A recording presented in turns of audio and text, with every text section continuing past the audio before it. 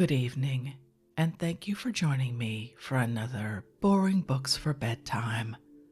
I hope tonight's selection provides all the boredom your busy brain needs to quiet down and let you get some sleep.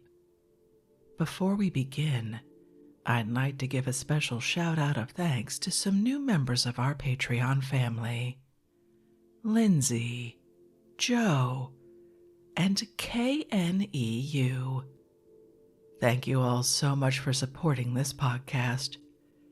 By becoming members of Patreon, you help us remain 100% listener supported and ad-free for everyone, and it's very much appreciated. If you are interested in supporting Boring Books for Bedtime and finding out more about the perks available to subscribers, including exclusive episodes heard nowhere else, you'll find a link to Patreon in the show description. You'll also find a link to buymeacoffee.com, where you can support us with a one-time tip, no subscription required. I hope you'll take a moment to check them out. Now, let's read and relax. Find a comfortable spot. Adjust your volume. Take a nice deep breath in. Let it out slowly. And off we go. Tonight, by listener request, we're relaxing with a very old book, The Ecclesiastical History of England, written by the Venerable Bede, in a revised translation with introduction, life and notes by A.M. Seller, late Vice Principal of Lady Margaret Hall in Oxford, and published in 1907 by George Bell & Sons, London. Let's begin. Editor's Preface. The English version of the Ecclesiastical History in the following pages is a revision of the translation of Dr. Giles, which is itself a revision of the earlier rendering of Stevens. In the present edition, very considerable alterations have been made, but the work of Dr. Giles remains the basis of the translation. The Latin text used throughout is Mr. Plummer's. Since the edition of Dr. Giles appeared in 1842, so much fresh work on the subject has been done, and recent research has brought so many new facts to light, that it has been found necessary to rewrite the notes almost entirely, and to add a new introduction. After the appearance of Mr. Plummer's edition of the historical works of Bede, it might seem superfluous, for the present at least, to write any notes at all on the ecclesiastical history. The present volume, however, is intended to fulfill a different and much humbler function. There has been no attempt at any original work, and no new theories are advanced. The object of the book is merely to present in a short and convenient form the substance of the views held by trustworthy authorities, and it is hoped that it may be found useful by those students who have either no time or no inclination to deal with more important works. Among the books of which most use has been made are Mr. Plummer's edition of the Ecclesiastical History, Messrs. Mayor and Lumby's edition of Books 3 and 4, Dr. Bright's Early English Church History, and Dr. Hunt's History of the English Church from its foundation to the Norman Conquest. Many of the articles in the Dictionary of Christian Biography and the Dictionary of Christian Antiquities, Dr. Mason's Mission of St. Augustine, Dr. Rees's Celtic Britain, and a number of other books mentioned in the notes have been consulted. For help received in different ways, I wish to express my gratitude to various correspondents and friends. I am particularly indebted to Mr. Edward Bell, who has kindly revised my proofs and made many valuable suggestions. For information on certain points, I have to thank the Reverend Charles Plummer, Fellow of Corpus Christi College, Oxford, Professor Lindsay of St. Andrew's University, Miss Wordsworth, Principal, and Miss Lodge, Vice Principal of Lady Margaret Hall, Oxford. And in a very special sense, I wish to acknowledge my obligations to Miss Patterson, Assistant Librarian at the University Library, St. Andrews, whose unfailing kindness in verifying references and supplying me with books has greatly lightened my labors. Introduction. There are, it has been estimated, in England and on the continent, in all about 140 manuscripts of the ecclesiastical history. Of these, 4 date from the 8th century. The Moore manuscript, Cambridge, so called because, after being sold by auction in the reign of William III, it came into the possession of Bishop Moore, who bequeathed it to the University of Cambridge. Cotton Tiberius A. 14, Cotton Tiberius C. 2, and the Namer manuscript. A detailed account of these, as well as of a great number of other manuscripts, will be found in Mr. Plummer's introduction to his edition of Bede's historical works. He has been the first to collate the 4 oldest manuscripts, besides examining numerous others and collating them in certain passages. He has pointed out that 2 of the manuscripts dating from the 8th century, the century in which Bede died, point to a common original which cannot be far removed from Bede's autograph. We are thus brought very near to our author, and may have more than in most cases the assurance that we have before us what he actually meant to say. The earliest editions were printed on the continent. The Editio Princeps is believed to date from 1475.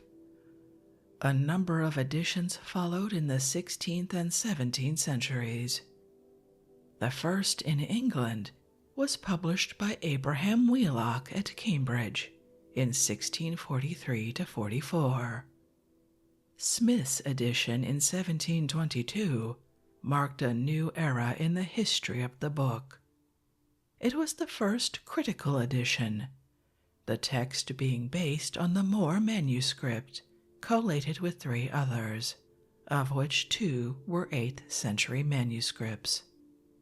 And succeeding editors, Stevenson 1841, Giles 1842, Hussey 1846, the editor in the Monumenta Historica Britannica 1848, Moberly 1869, Holder 1882, based their work mainly on Smith's. Mr. Mayer and Mr. Lumbey together edited books 3 and 4, with excellent notes in 1878. Their text reproduces exactly the Moore manuscript, which they collated with some other Cambridge manuscripts. In 1896, the Reverend C. Plummer published his edition of Bede's historical works, the first critical edition since Smith's, and the very first which exhibits in an apparatus criticus the various readings of the manuscript on which the text is based. For the student of Bede, this admirable work is of the highest value, and the labors of all succeeding editors are made comparatively light, Besides the most minute and accurate work on the text, it contains a copious and interesting commentary and the fullest references to the various sources upon which the editor has drawn. The first translation of the ecclesiastical history is the Anglo-Saxon version, executed either by Alfred himself or under his immediate supervision. Of this version, Dr. Hodgkin says, as this book has become a kind of classic among churchmen, Alfred allowed himself here less liberty than in some of his other translations. Some letters, epitaphs, and similar documents are omitted, and there is an almost complete erasure of the chapters relating to the wearisome Paschal controversy. In other respects, the King's translation seems to be a fairly accurate reproduction of the original work. Mr. Plummer, however, finds it very rarely available for the settlement of minute differences of reading. The first modern English translation is Thomas Stapleton's, 1565, published at Antwerp. It is a controversial work, intended to point out to Queen Elizabeth in how many and weighty points the pretended reformers of the Church have departed from the pattern of that sound and Catholic faith planted first among Englishmen by holy Saint Augustine, our apostle, and his virtuous company, described truly and sincerely by Venerable Bede, so called in all Christendom for his passing virtues and rare learning, the author of this history. To save Elizabeth's time in espying out the particulars, the translator has gathered out of the whole history a number of diversities between the pretended religion of Protestants and the primitive faith of the English Church. If charm and appropriateness of style were the only qualities to be aimed at in a translation, we might well content ourselves with this rendering, which fills with despair the translator of today. The work was again translated by John Stephens, 1723, and a third time, with some omissions, by W. Hurst in 1814. In 1840, Dr. Giles published a new edition of Stephens's translation with certain alterations, and a second edition of the same volume was published in 1842 and incorporated in the collected works of Bede, edited by Dr. Giles. In 1870, a literal translation by the Reverend L. Gidley was published. The present volume is a revision of the translation of Dr. Giles. A brief analysis of the work may be of some use to the student in keeping distinct the different threads of the narrative, as owing to the variety of subjects introduced and the want of strict chronological order, it is difficult to grasp the sequence of events as a coherent whole. The sources from which Bede draws his material are briefly indicated in the dedication to King Ceolwulf, which forms the preface, and in it he acknowledges his obligations to the friends and correspondents who have helped and encouraged him. For the greater part of Book 1, which forms the introduction to his real subject, he depends on earlier authors. Here he does not specify his sources, but indicates them generally as priorum scripta. These authors are mainly Pliny, Solinus, Orosius, Eutropius, and the British historian Gildas. In the story of Germanus and Lupus, he follows closely the life of Germanus by Constantius of Lyon. Prosper of Aquitaine also supplies him with some materials. When he comes to his main subject, the history of the English Church, he appears to rely but little upon books. Only a very few are referred to here and there. For example, the Life of Saint Fursa, the Life of Saint Ethelberg, Adamnan's work on the Holy Places, and the anonymous Life of Saint Cuthbert.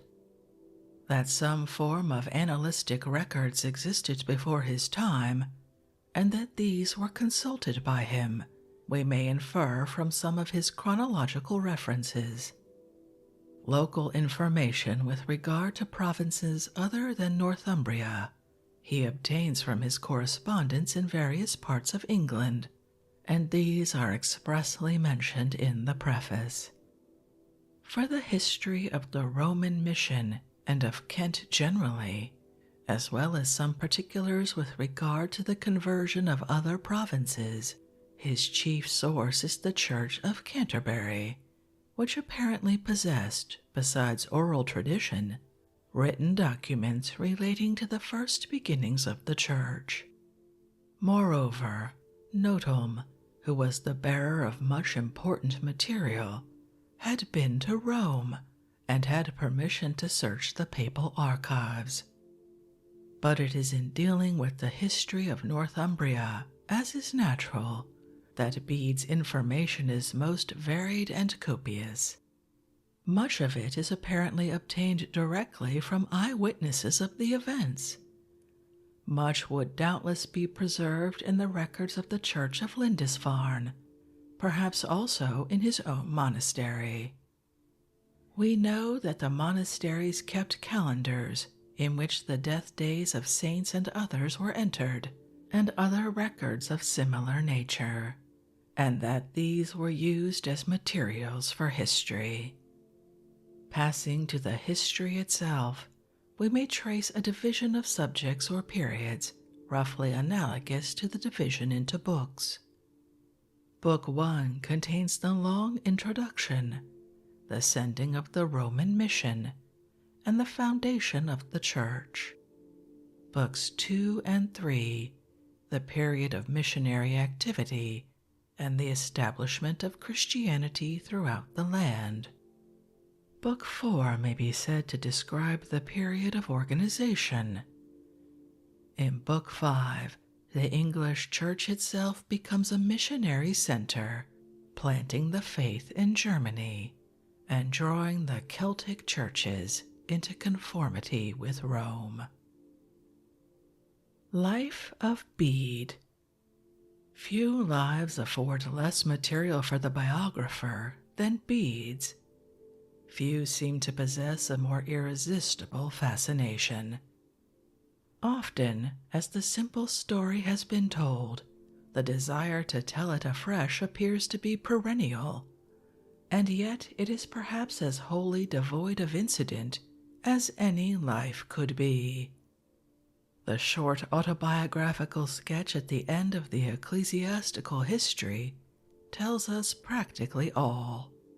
That he was born in the territory of the twin monastery of Wearmouth and Jarrow, that at the age of 7 he was sent by his kinfolk to be brought up, first under the abbot Benedict, afterwards under Ceolfrith, that in his 19th year, the canonical age was 25, he was admitted to the diaconate, and received priest's orders in his 30th year, in both instances at the hands of John, Bishop of Hexham, and by order of the abbot Ceolfrith, that he spent his whole life in the monastery in learning, in teaching, and in writing, and in the observance of the monastic rule and attendance at the daily services of the Church.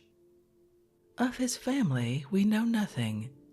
The name Bede appears to have been not uncommon.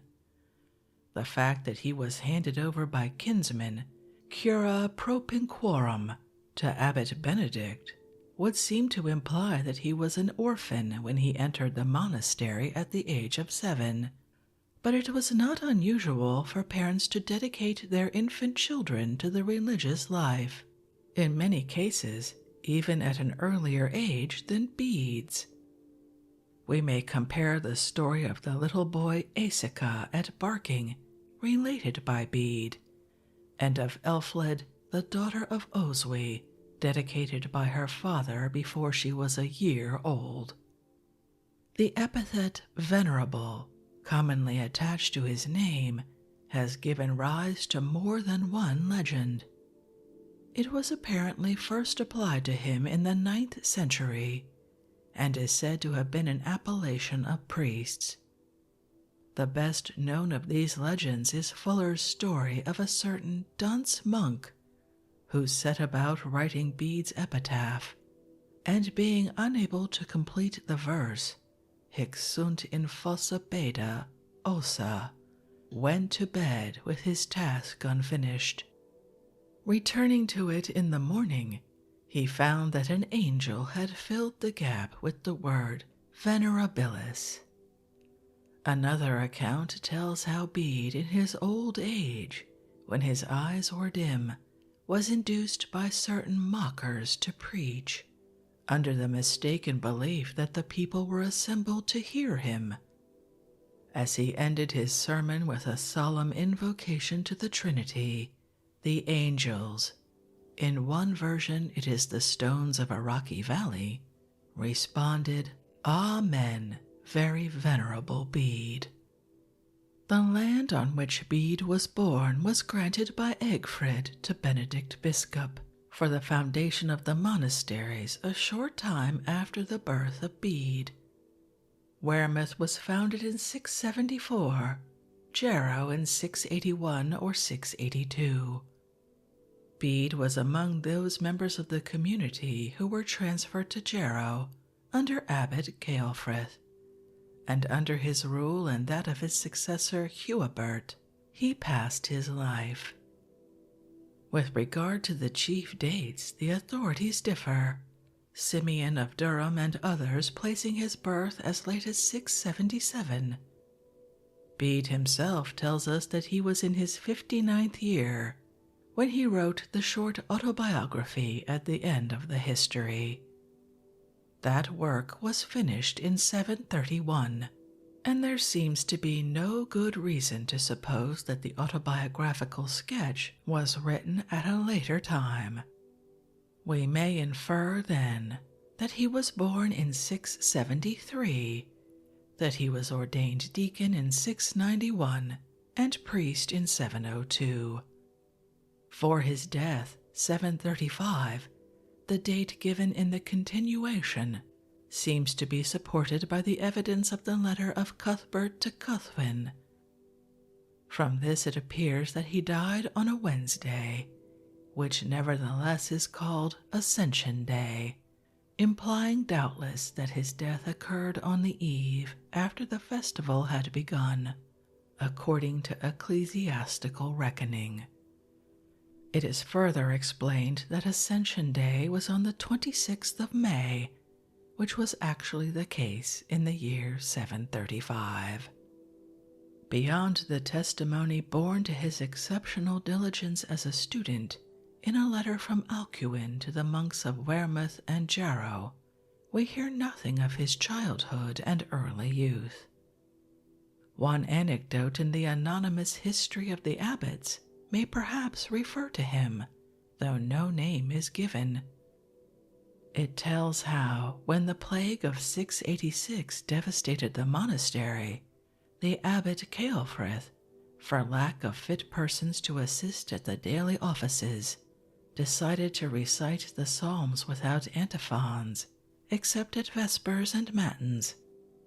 But after a week's trial, unable to bear it any longer, he restored the antiphons to their proper place, and with the help of one little boy, carried on the services in the usual manner. This little boy is described as being, at the time the history was written, a priest of that monastery, who duly, both by his words and writings, commends the abbot's praiseworthy deeds to all who seek to know them, and he has generally been supposed to be Bede. In the ecclesiastical history, there is an allusion to Bede's teachers, one of whom, Trumbert, educated at Lastingham under Bede, is mentioned by name. The monastery of Wearmouth and Jarrow must have offered exceptional facilities for study. Benedict had enriched it with many treasures which he brought with him from his travels. Chief among these was the famous library which he founded, and which was enlarged by Abbot Ceolfrith.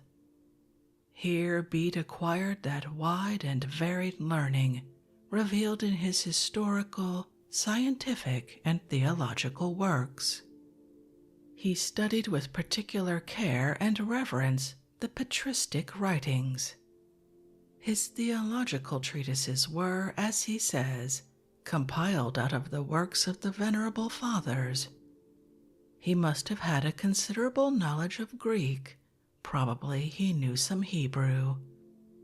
Though he is not wholly free from the medieval churchman's distrust of pagan authors, he constantly betrays his acquaintance with them, and the sense of form which must unconsciously influence the student of classical literature has passed into his own writings and preserved him from the barbarism of monkish Latin. His style is singularly clear, simple, and fluent, as free from obscurity as from affectation and bombast.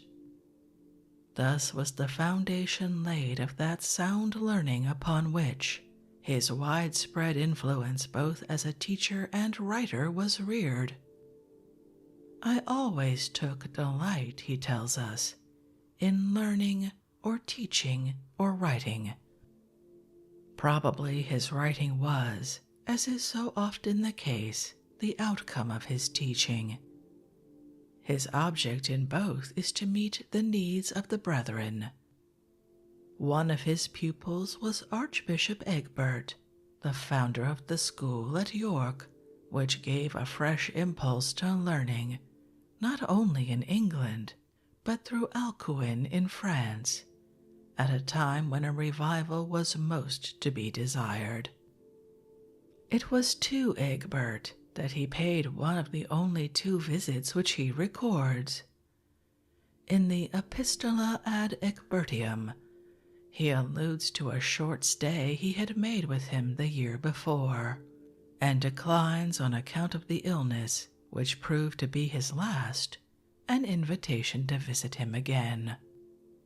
He visited Lindisfarne in connection with his task of writing the life of Cuthbert. Otherwise, we have no authentic record of any absence from the monastery. The story that he went to Rome at the request of Pope Sergius, founded on a statement of William of Malmesbury, is now regarded as highly improbable.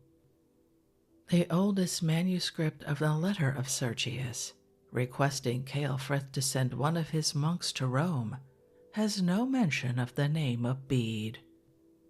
If such an event had ever disturbed his accustomed course of life, it is inconceivable that he should nowhere allude to it. Still less is the assertion that he lived and taught at Cambridge one which need be seriously debated by the present generation.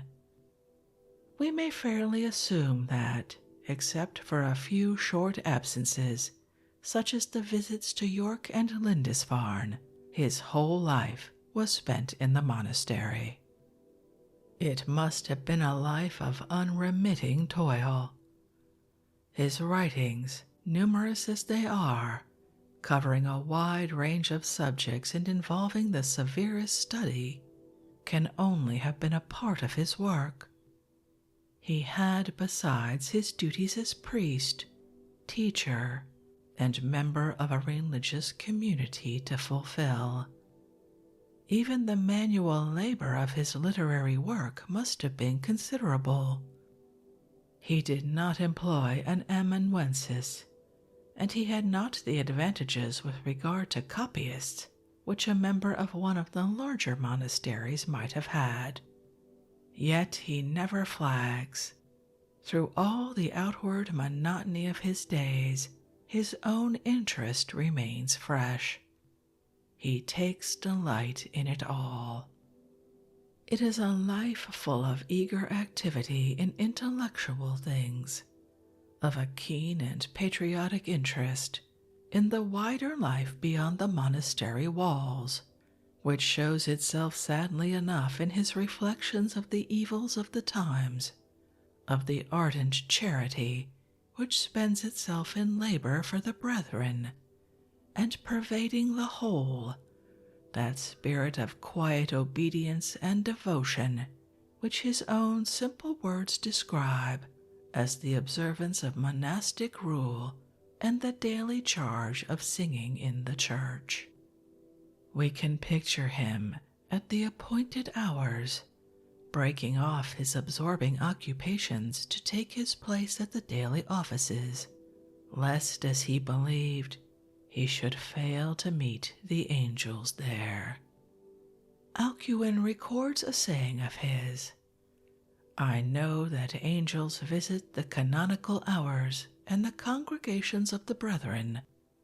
What if they do not find me among the brethren? May they not say, 'Where is Bede?'"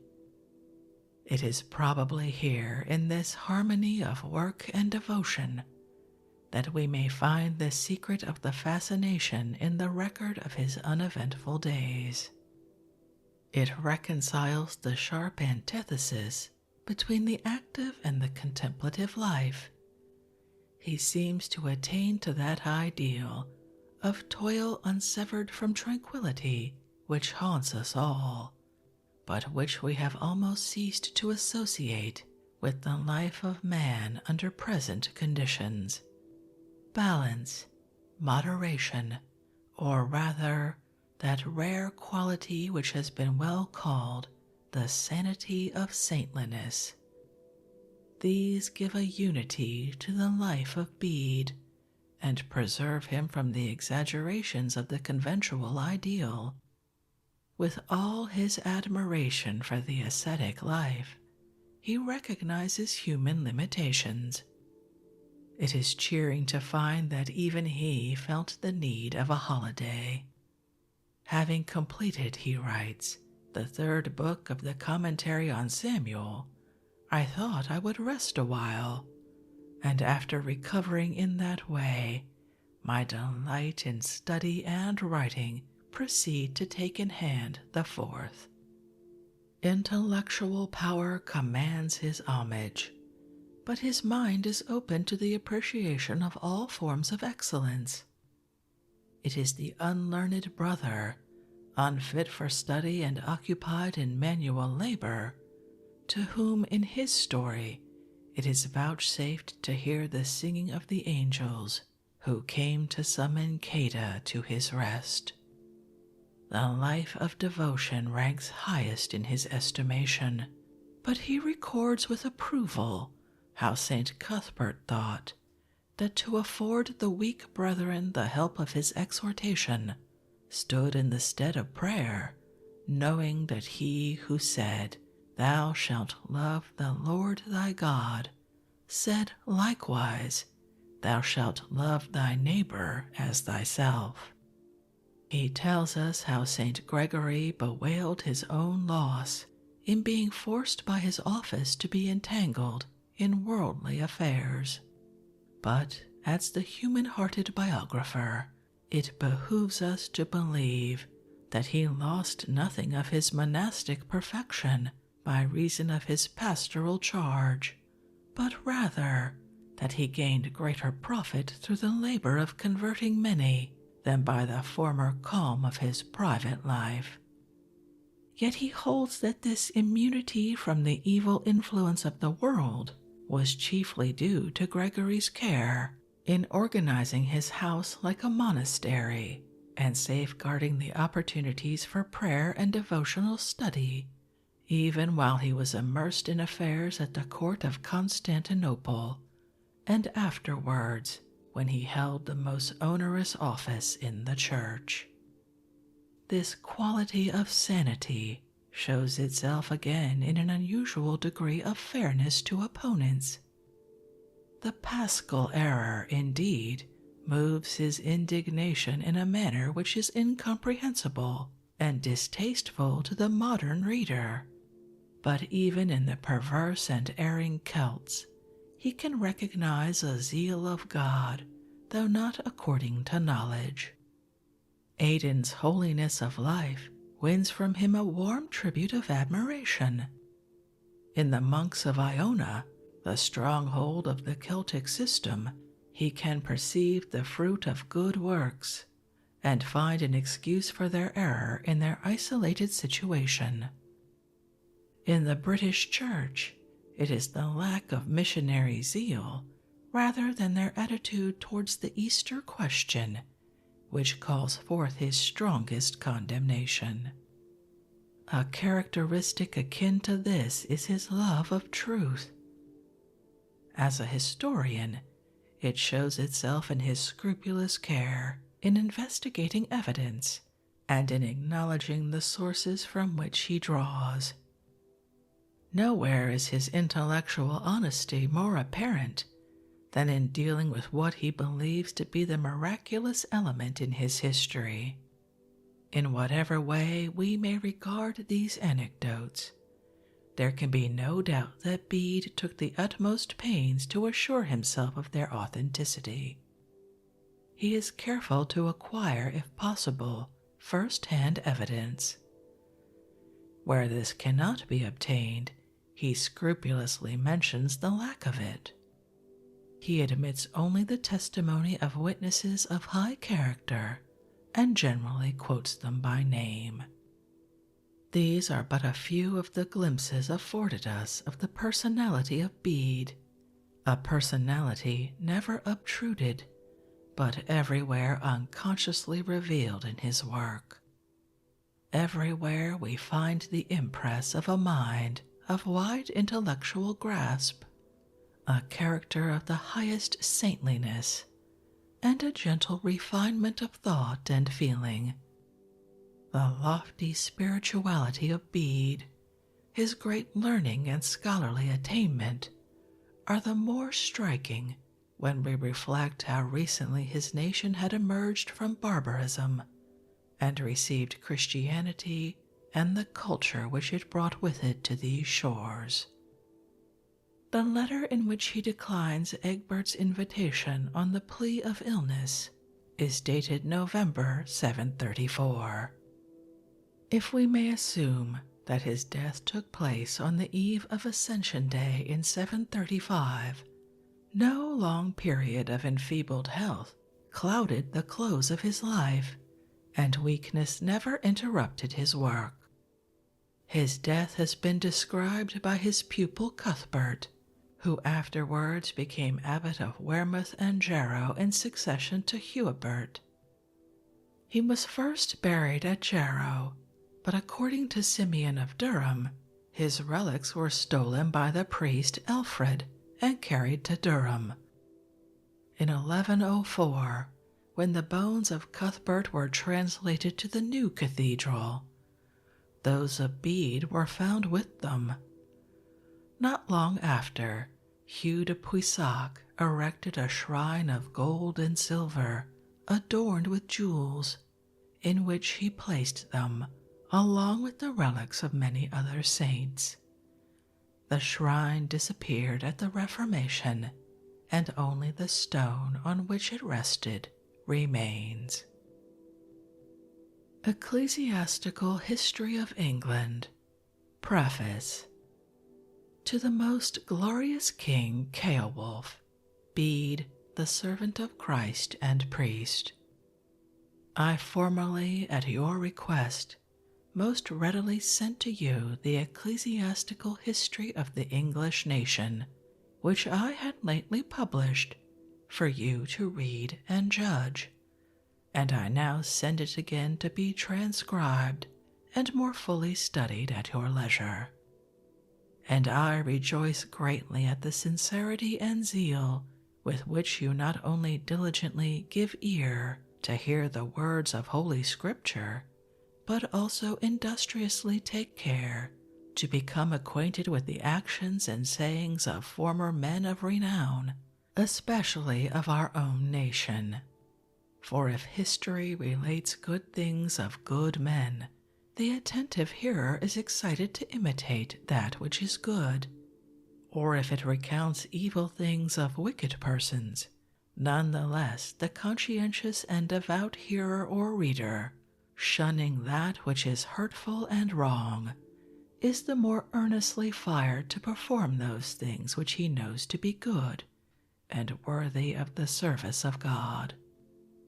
And as you have carefully marked this, you are desirous that the said history should be more fully made known to yourself, and to those over whom the divine authority has appointed you governor, from your great regard to the common good.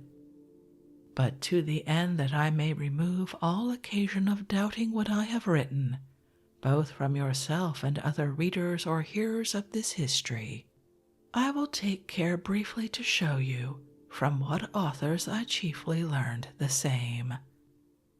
My principal authority and aid in this work was the most learned and reverend Abbot Albinus, who, educated in the Church of Canterbury by those venerable and learned men, Archbishop Theodore of blessed memory, and the Abbot Hadrian, transmitted to be my notum, the pious priest of the Church of London, either in writing or by word of mouth of the same notum, all that he thought worthy of memory that had been done in the province of Kent or the adjacent parts by the disciples of the blessed Pope Gregory, as he had learned the same either from written records or the traditions of his predecessors. The same notum afterwards went to Rome, and having, with leave of the present Pope Gregory, searched into the archives of the Holy Roman Church, found there some epistles of the blessed Pope Gregory and other popes, and returning home, by the advice of the aforesaid most reverend Father Albinus, brought them to me to be inserted in my history. Thus, from the beginning of this volume to the time when the English nation received the faith of Christ, we have acquired matter from the writings of former men, gathered from various sources. But from that time till the present, what was transacted in the Church of Canterbury by the disciples of the blessed Pope Gregory or their successors, and under what kings the same happened, has been conveyed to us, as we have said, by notum through the industry of the aforesaid Abbot Albinus. They also partly informed me by what bishops, and under what kings, the provinces of the East and West Saxons, as also of the East Angles, and of the Northumbrians, received the grace of the gospel. In short, I was chiefly encouraged to undertake this work by the exhortations of the same Albinus. In like manner, Daniel, the most reverend bishop of the West Saxons, who is still living, communicated to me in writing some things relating to the ecclesiastical history of that province, and the adjoining one of the South Saxons, and also of the Isle of Wight. But how, by the ministry of those holy priests of Christ, Cedd and Ceda, the province of the Mercians was brought to the faith of Christ, which they knew not before, and how those fathers lived and died, we learned from the brethren of the monastery which was built by them, and is called Lestingo. Further, what ecclesiastical matters took place in the province of the East Angles was partly made known to us from the writings and tradition of former men, and partly by the account of the most reverend Abbot Esse. What was done with regard to the faith of Christ, and what was the episcopal succession in the province of Lindsey, we had either from the letters of the most reverend prelate Kinebert, or by word of mouth from other persons of good credit. But what was done in the church in the different parts of the province of Northumbria, from the time when they received the faith of Christ till this present, I received not on the authority of any one man, but by the faithful testimony of innumerable witnesses who might know or remember the same, besides what I had of my own knowledge. Wherein it is to be observed that what I have written concerning our most holy father, Bishop Cuthbert, either in this volume or in my account of his life and actions, I partly took from what I found written of him by the brethren of the Church of Lindisfarne, accepting without reserve the statements I found there, but at the same time took care to add such things as I could myself have knowledge of by the faithful testimony of trustworthy informants. And I humbly entreat the reader that if he shall find in these our writings anything not delivered according to the truth, he will not lay the blame of it on me, for as the true rule of history requires, withholding nothing, I have labored to commit to writing such things as I could gather from common report for the instruction of posterity. Moreover, I beseech all men who shall hear or read this history of our nation, that for my infirmities both of mind and body, they will offer up frequent intercessions to the throne of grace. And I further pray that in recompense for the labor wherewith I have recorded, in the several provinces and more important places, those events which I considered worthy of note and of interest to their inhabitants, I may, for my reward, have the benefit of their pious prayers. Book 1, Chapter 1, of the situation of Britain and Ireland and of their ancient inhabitants. Britain, an island in the Atlantic, formerly called Albion, lies to the northwest, facing, though at a considerable distance, the coasts of Germany, France, and Spain, which form the greatest part of Europe.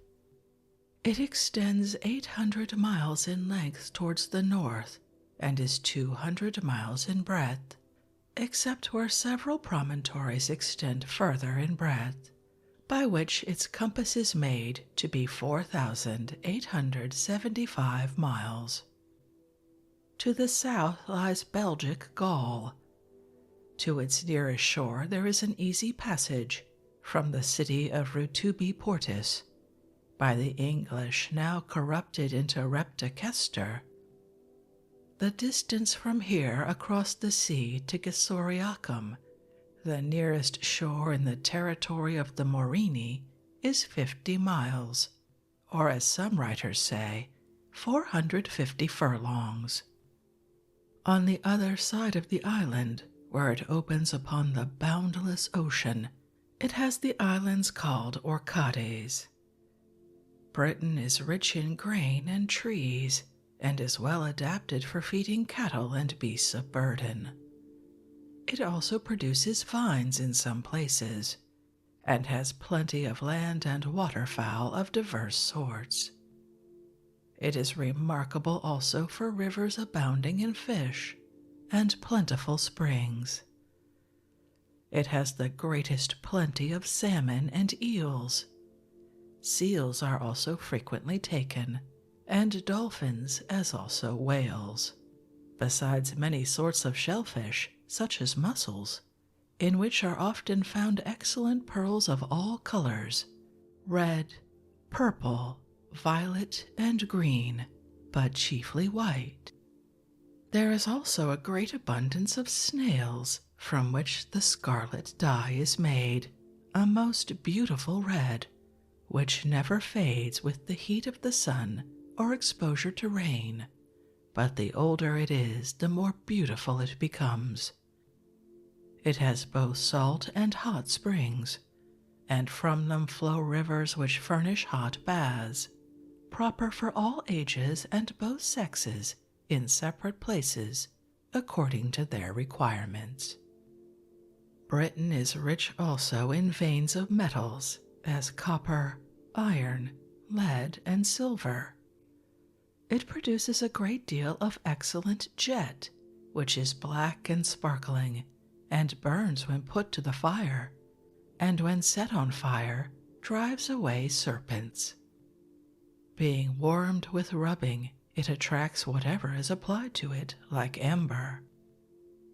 The island was formerly distinguished by 28 famous cities, besides innumerable forts, which were all strongly secured with walls, towers, gates, and bars.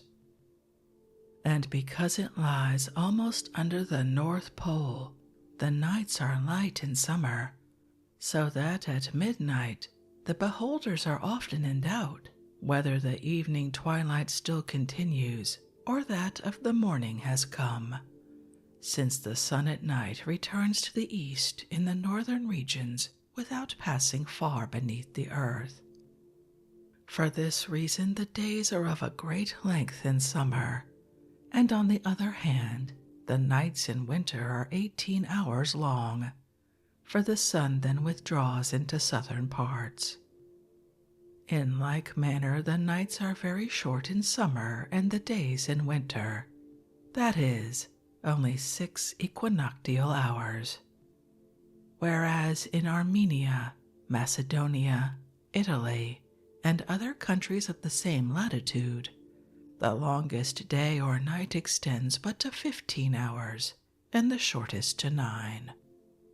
There are in the island at present, following the number of the books in which the divine law was written, 5 languages of different nations employed in the study and confession of the one self-same knowledge, which is of highest truth and true sublimity, to wit, English, British, Scottish, Pictish, and Latin, the last having become common to all by the study of the Scriptures. But at first this island had no other inhabitants but the Britons, from whom it derived its name, and who, coming over into Britain, as is reported, from Armorica, possessed themselves of the southern parts thereof. Starting from the south, they had occupied the greater part of the island, when it happened that the nation of the Picts, putting to sea from Scythia, as is reported, in a few ships of war, and being driven by the winds beyond the bounds of Britain, came to Ireland and landed on its northern shores. There, finding the nation of the Scots, they begged to be allowed to settle among them, but could not succeed in obtaining their request. Ireland is the largest island next to Britain, and lies to the west of it, but as it is shorter than Britain to the north, so, on the other hand, it runs out far beyond it to the south, over against the northern part of Spain, though a wide sea lies between them.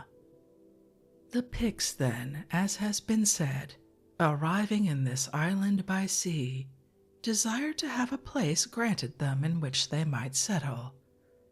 The Scots answered that the island could not contain them both, but "we can give you good counsel," they said, "whereby you may know what to do. We know there is another island not far from ours, to the eastward, which we often see at a distance when the days are clear. If you will go thither, you can obtain settlements, or if any should oppose you, we will help you." The Picts accordingly, sailing over to Britain, began to inhabit the northern parts thereof, for the Britons had possessed themselves of the southern. Now the Picts had no wives, and asked them of the Scots, who would not consent to grant them upon any other terms than that when any question should arise, they should choose a king from the female royal race rather than from the male, which custom, as is well known, has been observed among the Picts to this day. In process of time, Britain, besides the Britons and the Picts, received a third nation, the Scots, who migrating from Ireland under their leader Ruada, either by fair means or by force of arms, secured to themselves those settlements among the Picts which they still possess. From the name of their commander, they are to this day called Dal Rudini, for in their language, Dal signifies a part. Ireland is broader than Britain and has a much healthier and milder climate, for the snow scarcely ever lies there above 3 days. No man makes hay in the summer for winter's provision, or builds stables for his beasts of burden. No reptiles are found there, and no snake can live there, for those snakes are often carried thither out of Britain as soon as the ship comes near the shore and the scent of the air reaches them, they die. On the contrary, almost all things in the island are efficacious against poison. In truth, we have known that when men have been bitten by serpents, the scrapings of leaves of books that were brought out of Ireland, being put into water and given them to drink, have immediately absorbed the spreading poison and assuaged the swelling. The island abounds in milk and honey, nor is there any lack of vines, fish, or fowl, and it is noted for the hunting of stags and roe deer. It is properly the country of the Scots, who, migrating from thence, as has been said, formed the third nation in Britain, in addition to the Britons and the Picts. There is a very large gulf of the sea which formerly divided the nation of the Britons from the Picts. It runs from the west far into the land, where to this day stands a strong city of the Britons called Alcluith. The Scots, arriving on the north side of this bay, settled themselves there.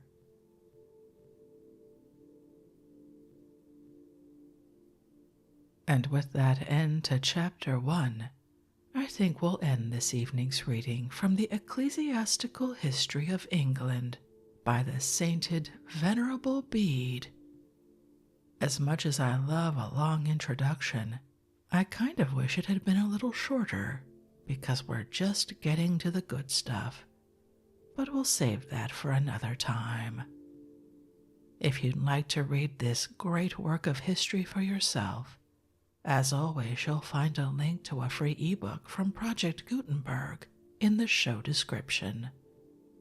If you'd like to connect, suggest a boring book you'd like to hear read, or request more from one we've already started, you can drop me an email via our website, www.boringbookspod.com. It's always a pleasure to hear from you. Thank you so much for joining me for this evening's reading. Until our next boring book, good night.